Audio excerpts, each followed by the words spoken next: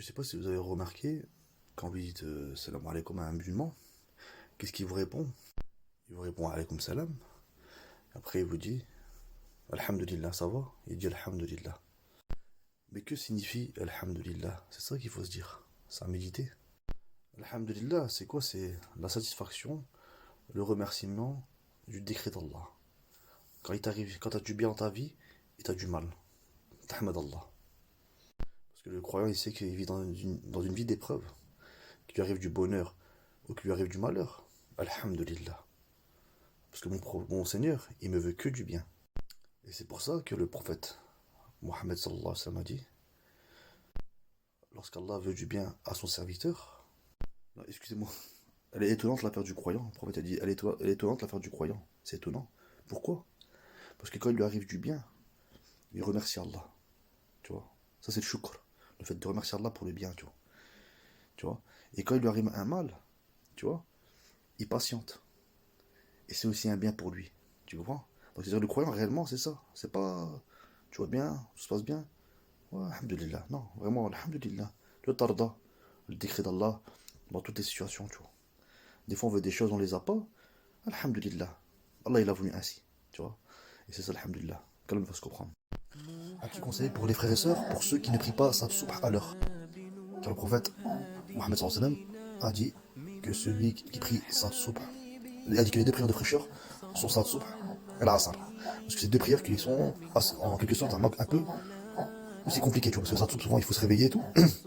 Et salat al-asr, souvent c'est un moment où on est beaucoup occupé, on est dans le magasin, travail, toutes ces choses-là. Donc c'est un peu compliqué, tu vois. Mais moi je vais plutôt parler de salat subh. Donc un exemple, mon frère, il faut contraindre son âme bestiale, ma soeur, il faut pas la laisser comme ça, parce que si tu restes comme ça, Allah va t'emmener à ta perte. C'est ça qu'elle veut. Le diable et le nefs, il veut t'emmener à ta perte. Donc c'est simple. Tu dis que si je ne réveille pas à subh, à ton nefs, ton âme bestiale, tu dis bah aujourd'hui on jeûne. Et tu verras qu'Inch'Allah, il va te réveiller, tu verras. Mais il faut être sincère, faut pas se mentir à soi-même, voilà. Il faut faire des efforts, subhanallah. On a compris que dans le dunya, si on veut quelque chose, il faut on fasse des efforts. Mais dans l'akhira, c'est différent. Donc voilà, il faut arrêter, qu'on soit endormi. On verra qu'alhamdoulilah, en vérité, en faisant ça, ça ne va pas lui faire du mal. Wallah, ça va lui faire que du bien. Dire dans l'akhira, Allah Akbar, et dans le dunya, puis, subhanallah, Allah il va donner de la lumière. Alhamdoulilah, tu vas être bien, tu vas, subhanallah, c'est que du khir, mais ton nefs, il ne le veut pas. Tu vois ce que je veux dire? Pourquoi? Parce que le diable, il sait très bien cette récompense-là. Avant que tu dors, le diable, qu'est-ce qu'il dit? Que ta nuit soit longue. Donc il fait 3 nœuds derrière ton cou, tu vois. Que ta nuit soit longue, que ta nuit soit longue, que ta nuit soit longue. Il veut pas que tu te réveilles, subhanallah. Et lorsque tu te réveilles, tu fais la dua, alhamdulillah, alladhi ahina ba'da ma matana wa ilayhi nushur. Si vous la voulez, je pourrais la écrire dans la bio, la dua, quand on se réveille. Ou tu dis alhamdulillah, ou tu dis bismillah, tu invoques Allah. Après, tu vas faire les ablutions. Allah, il t'enlève encore un nœud. Il te reste le troisième nœud, et tu fais 2 rak'at. Et tu te réveilles, mashallah. Après, tu sens beaucoup d'énergie toute la journée, subhanallah. Mais au contraire, si tu t'es pas réveillé et tout, tu t'as cru que c'était sommeil, alhamdulillah, t'as dire que tu croyais que c'était sommeil qui te reposait et que c'était pas Allah, mais tu vas être feignant, tu vas avoir la flemme, tu vois, ça va être dur, subhanallah. Ta journée va être compliquée. Pourquoi? Parce que c'est ça. Et donc voilà, il faut se lancer des petits challenges comme ça qu'Allah, tu vois, on a marre, ça y est, on a marre. Comment ça que je ferai pas ça? Tu pètes un plomb, frère, ou sœur. Comment ça que je ferai pas ça? Vas-y, c'est comme ça. Tu t'imposes des choses. T'es dans un haram, tout le temps. Tout le temps, le haram. Tu dis, ouais, je fais ce haram là, allez, je sais pas, quelqu'un qui a l'habitude de regarder des femmes, on va dire tout nu. Allah nous en préserve, tu vois. Et tout le temps, il dit, ah, bah, c'est comme ça, vas-y, nefs. Tu veux que je regarde des femmes toutes nues? Vas-y, tu fais ça, je fais un jeûne pour Allah. Et si tu veux que la punition n'est pas assez, tu l'augmentes. C'est pour ton bien, Allah. Tu augmentes, allez, 2 jours de jeûne, ou un jour de jeûne. T'es pas content? Allez, 50 euros de sadaqa. Tu verras, cousin, Wallah, tu verras que t'inquiète pas, ça va changer. L'État, ils ont très bien compris, l'État. Tu fais une infraction. Qu'est-ce qu'ils font? Ils t'enlèvent des points, ils t'enlèvent de l'argent. Et tu verras que tu te tiens à carreau. En général, les gens se tiennent à carreau. Il y a peut-être des gens qui disent, ah, peut-être qu'ils vont voir, on va esquiver la loi. Mais en général, les gens, ils font tout pour pas, tu vois, ils font attention. Parce qu'on a touché au portefeuille, regarde. Au portefeuille. Après, tu vas me dire, ouais, mais les gens riches, ils s'en foutent. Bah, c'est pour ça qu'il y a les points en moins. On a tous 12 points. Et ça, c'est quelque chose qui est quand même juste.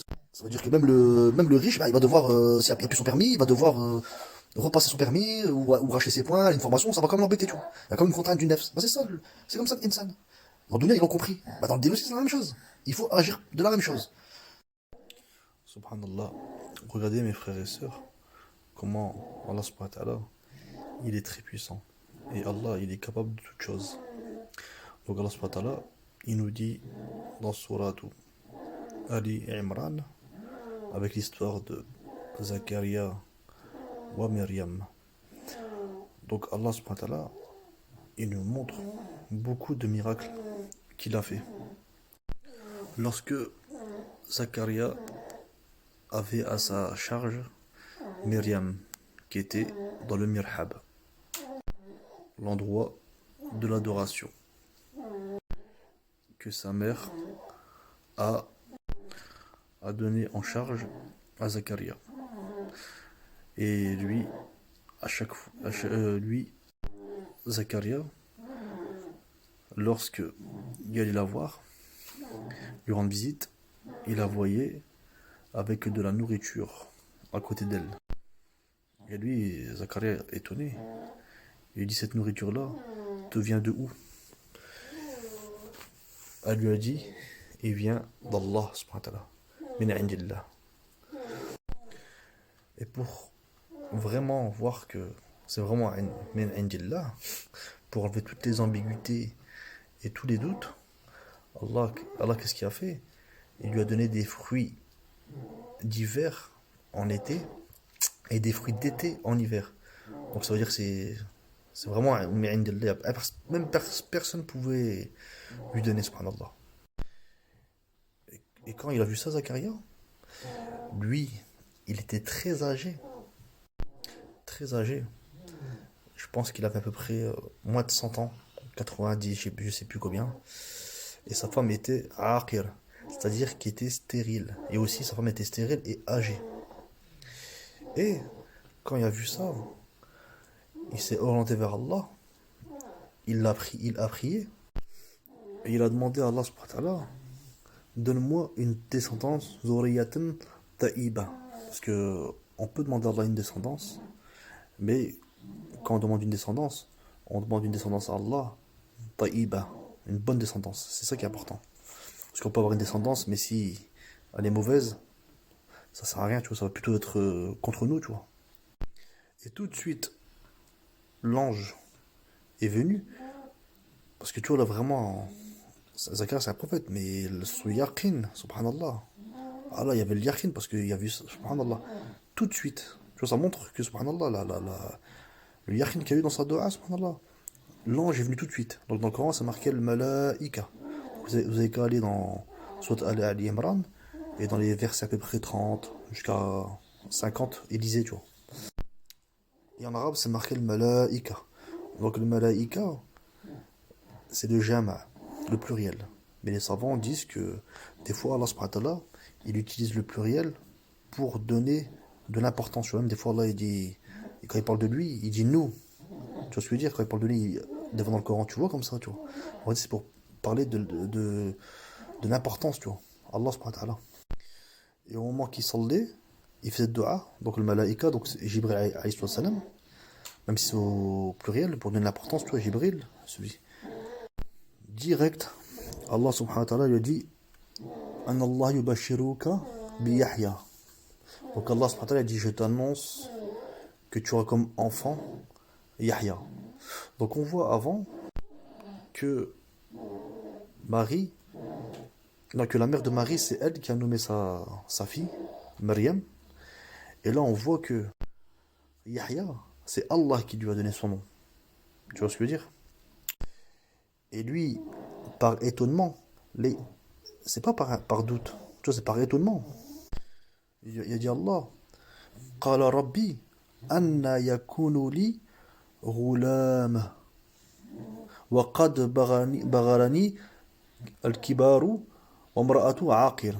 Donc il dit, comment je peux avoir un enfant, subhanallah? Tu vois ce que je veux dire? Et un garçon, et moi j'ai atteint la vieillesse, et ma femme est stérile. قال كذلك الله يفعل ما يشاء. Et c'est ainsi qu'Allah il fait comme il veut. Donc il n'a pas dit ça par doute de la puissance d'Allah, mais il a dit ça par comment, subhanallah, comment tu pourrais faire ya Rabb al-Alamin, tu vois, par étonnement, tu vois. Et par la suite, l'ange Gabriel est venu voir Myriam, parce qu'il faut savoir que Yahya et Isa, ils sont nés à peu près, ils sont de la même période, tu vois. Et c'est des cousins. Et l'ange est venu voir Myriam et lui a dit, je t'annonce que Allah subhanahu wa ta'ala, il va te donner un enfant. Et elle, c'est encore plus agib, tu vois, que Zakaria. Encore plus agib, tu vois. Parce que, bon, tu vois, il est vieux, sa femme est stérile. Les deux sont vieux, c'est compliqué, tu vois, quand même. Et il lui a annoncé qu'il parlera aux gens dans le berceau, quand il sera bébé. Et à l'âge mûr aussi, c'est-à-dire avec la révélation, l'évangile et tout. Il sera des gens de bien. Et elle a dit, Maryam alayhi salam, قالت ربي أن يكون لي ولد ولا يمسسني بشر. Et elle lui a dit, comment je pourrais avoir un enfant? Elle, c'est encore plus à Hachib, parce qu'il n'y a personne qui m'a touché. C'est pour ça qu'après, là, il y a eu le problème là, avec les Bénou Israël, avec le peuple juif. Ils ont commencé à calomnier Myriam, ils ont manqué de respect, ils ont commencé à se prendre Allah, mais Allah est capable de tout. Inna Allah ala kulli shay'in qadir. Allah il a créé Adam sans père et sans mère. Et Allah il lui a dit que ça c'est encore plus agib, c'est encore plus étonnant. قال كذلك الله يخلق من يشاء. فهمت؟ إذا قضى أمرا. Donc Allah, c'est ainsi, Allah il a voulu comme ça, il crée ce qu'il veut. Et quand il veut une chose, فإنما يقول له كن فيكون. Il y a juste à dire kun, c'est tout. Et la chose, elle est. Voilà, inna Allah ala kulli shay'in qadir, subhanahu wa ta'ala. Donc voilà la partie 4. Si vous n'avez pas vu les autres parties, bah, rentrez dans mon compte, Inch'Allah, et suivez de 1 à 4, ok? Donc là on est arrivé, donc voilà, bah, après, donc c'est Rasikhuna fil ilm, que eux ils connaissent voilà, le tawil du Coran. Donc on va pas sortir des tawil de notre tête, tawil de notre tête, interpréter le Coran de notre tête. Donc on a besoin de se référer aux savants, je veux dire les grands savants, les sahaba et tout. Abdullah bin Abbas, Abdullah bin Masoud, qui connaissait les causes de révélation, des versets, tu vois, ça aide beaucoup, tu vois, faut bien comprendre. C'est Abdullah bin Abbas qui avait une connaissance approfondie par la cause le procès, il lui a fait une doua pour lui. Et c'est pour ça qu'après par la suite, Allah qu'est-ce qu'il nous dit? Rabbana, la tuzi' qulubana, bahda, iz hadaytana, wa hab lana min ladunka rahma, innaka antal wahhab. Donc Allah subhanahu wa ta'ala, là, c'est une invocation par rapport aux déviances. Je veux dire, pour pas qu'Allah il nous détourne, qu'Allah il nous égare, tu vois. Donc Allah ne fait pas dévier nos cœurs, une fois que tu nous as guidés, tu vois. Parce qu'on est guidé, mais c'est pour ça tout le temps qu'on fait la prière, tout le temps on fait la prière, on demande à Allah dans la prière, ihdina sirata mustaqim, dis-nous le droit chemin, parce qu'on a toujours besoin, même le prophète qui fait cette doua là, il y a un muqallib al-qulub, tasbih qalbi ala dini. Donc, oh, celui qui fait tourner, parce qu'Allah fait tourner les cœurs, le fait que mon cœur soit affermi, voilà, dans ta religion. Tu vois, faut que je suis affermi, tu vois. Et tout le temps, on a besoin d'Allah, parce que là, durant le Allah, il peut nous faire. Salam alaikum, hein. Plus de religion, parce qu'on a qu'on nous en préserve. Allah a besoin de nous. Si tout le monde est impie, il s'en fout d'Allah. Allah dit tous les djinns humains, ils se rassemblent dans une plaine, ils ont le cœur le plus pieux, ça n'augmente rien du royaume d'Allah. Et tous les djinns et les humains, ils se rassemblent dans une plaine, ils ont le cœur le plus impie, ça ne diminue rien du royaume d'Allah, subhanahu wa ta'ala.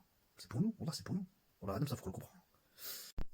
Donc voilà, faut qu'on a besoin d'Allah. C'est ça, on a très besoin. Parce qu'il y avait un shir qui disait, de toute façon, il a donné deux choses, et ça, de toute façon, on voit par rapport au Coran Hadith que c'est vrai, tu vois. Il disait que le fait que tu vois quelqu'un, machallah, qui est dans la religion, machallah, à fond dedans bien, tu vois, et du jour au lendemain, on le voit plus. Il dit pour quelle raison? Il dit il y a deux raisons, tu vois. Premièrement, c'est qu'il n'a pas remercié le bienfait d'Allah subhanahu wa ta'ala, tu vois. Il n'a pas remercié le bienfait de la religion. Parce qu'Allah, il dit quoi dans le Coran? Il dit celui qui remercie Allah, Allah, il va lui rajouter. Donc, être reconnaissant auprès d'Allah subhanahu wa ta'ala. Et deuxièmement, c'est qu'il s'est vu dans le din, tu vois ce que je veux dire? Et ça y est, il commence à se permettre, à se permettre de critiquer les gens, se croire au-dessus des gens, tu vois. Et ça, c'est comme le diable. C'est ça qui s'est passé. Il pourrait être banni à cause de cette chose-là. Il adorait Allah pendant combien d'années, subhanallah. Il n'y a pas l'espace de 4 doigts, tu vois, où il ne s'est pas concerné devant Allah dans les cieux, subhanallah. C'est un grand adorateur, c'est un grand alim, machallah, le diable. Tu vois. Mais à cause de son orgueil, je veux dire, Allah il lui a dit vas-y, prosterne-toi par jalousie ou par orgueil. Non, je suis meilleur que lui. Ah non, non, non, je suis meilleur que lui, moi. Allah il a banni, subhanallah. Donc c'est ça. Donc il faut toujours voilà, se remettre en question. La hawla wa la quwwata illa billah, c'est Allah qui me guide. C'est par sa permission. Donc il faut toujours le remercier et regarder ses défauts. Parce que le prophète il dit vous voyez la paille chez votre frère, mais vous oubliez la poutre qui est en vous. C'est-à-dire que chez ton frère, tu vois un petit défaut. Je veux dire. Et tu vois pas en toi, subhanallah, le travail que tu as fait. T'as un chantier, hein. Wallah, t'as un chantier. Tu t'en rends pas compte. Hein. Il y en a, ils s'en rendent pas compte. Ils se croient, machallah. Mais non, quand plus tu rentres dans l'ilm, plus dans les connaissances, que tu vois que t'es loin, t'as du travail, subhanallah. Beaucoup de travail, voilà. Si un exemple, on s'ennuie, voilà, il y a beaucoup de travail à faire, hein. Franchement, on rentre dans la science et tout, et on va voir vraiment qu'on a beaucoup de travail, tu vois. C'est pour ça que il faut toujours se remettre en question. Et il y avait Omar bin Khattab qui disait que celui qui me dit qui me dit un défaut, tu vois, il est heureux, tu vois. Ah, machallah, il est content. Parce que voilà, et, subhanallah, lui, il cherche à se corriger. On n'a pas d'orgueil, parce que des fois, il y a des gens, ils vont te dire, ouais, vas-y, laisse plus la barbe, c'est sunnah. Mais tu prends pour qui, toi? Mais non, accepte, c'est vrai, t'as raison, Inch'Allah, faut que je fasse l'effort. Mais je prie pas. Tu pries pas? Dis, ouais, c'est vrai, ouais, t'as raison, faut que je prie. Pas d'orgueil, subhanallah. Comment ça, normalement, intérieurement, quand quelqu'un il te donne une nasiha, c'est pas normal qu'à l'intérieur, ça brûle, ça t'énerve, non. On recherche Allah, il n'y a pas d'orgueil, c'est vrai, il y a raison. C'est pour ça on doit avoir cette mentalité-là. Quelqu'un qui arrive, il me dit un défaut, ah ouais. Parce que le prophète, il dit quoi? Il dit le croyant, c'est le miroir du croyant. Donc on doit être content, subhanallah. Ah ouais, merci, machallah, il veut m'offrir. Ouais, c'est vrai, Inch'Allah, faut que je me corrige. Voilà, c'est vrai, t'as raison. Ah ouais, ta'awun al wa taqwa. On veut s'entraider, tu vois. Mais moi, je suis pas quelqu'un de parfait. Quelqu'un, il va me donner des conseils pour que je me corrige. Je dis, barakallahu fik, mon frère. Jazakallahu khair. Donc voilà, bah, je vous souhaite une très bonne journée. Assalamu alaikum wa rahmatullahi wa barakatuh.